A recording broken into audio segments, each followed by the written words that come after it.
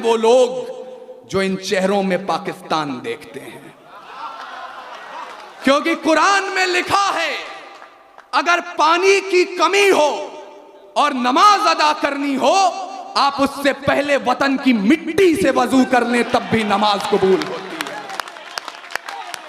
पड़ोसी मुल्क की तरफ से कोई हमला होता है तो पहली तर्जनी आप पर उठाई जाती है।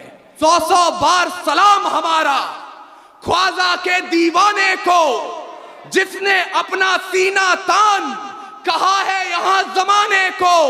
जिन लोगों ने हमला बोला अपने यहां निहत्थों पर, सरकारों प्रतिबंध लगाओ पाकिस्तानी जत्थों पर।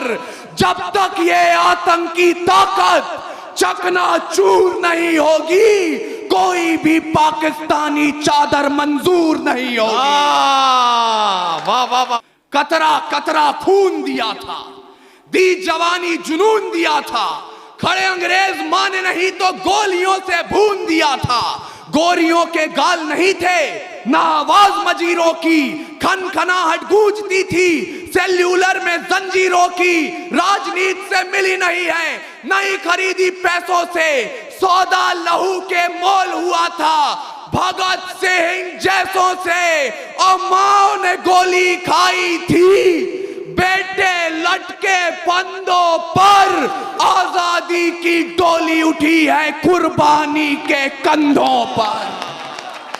कि राम सिंह शेर खान कहते हैं, राम सिंह शेर खान कहते हैं, राम सिंह शेर खान कहते हैं। दो जिस्म एक जान कहते हैं। हम लोग जो यहां बैठे हैं मिलजुल कर, इसी को हिंदुस्तान कहते हैं। वाह वाह वाह वाह वाह। लेकिन 2 मिनट का वक्त दीजिएगा मुझे, और हजरात अगले 2 मिनट के बाद अगर आप अपने मोबाइल फोन अपने साथ लाए हो, इस जगह का तापमान देखिएगा 10 डिग्री उठ नहीं गया, तो यहां बैठने के बाद मुझे बताया जाए। तारीख गवाही देगी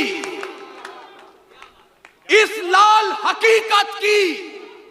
ये जो 200-250 साल का संघर्ष था, जिसके बाद हमने 28 राज्य, 8 केंद्रीय शासित प्रदेश, 300 जातियां, 3500 उपजातियां और 650 कबीलों का यह मुल्क तैयार किया, यह इतना आसान नहीं था।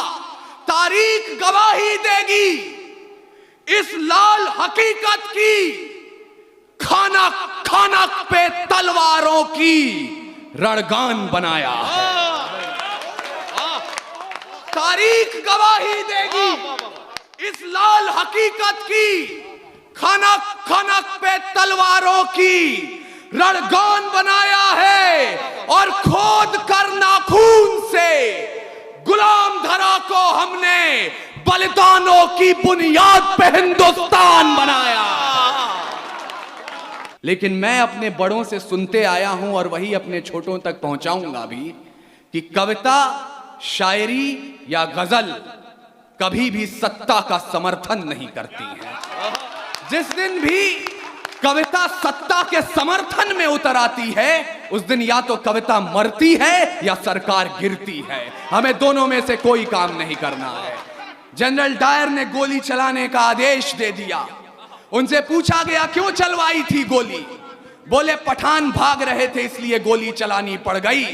तब अब्दुल गफ्फार खान, एक पठान के बेटे ने खड़े होकर कहा था, अगर गोरी सरकार एक भी पठान की पीठ पे गोली दिखा दे तो मुसलमान उसी समय आजादी के संग्राम से पीछे हट जाएंगे।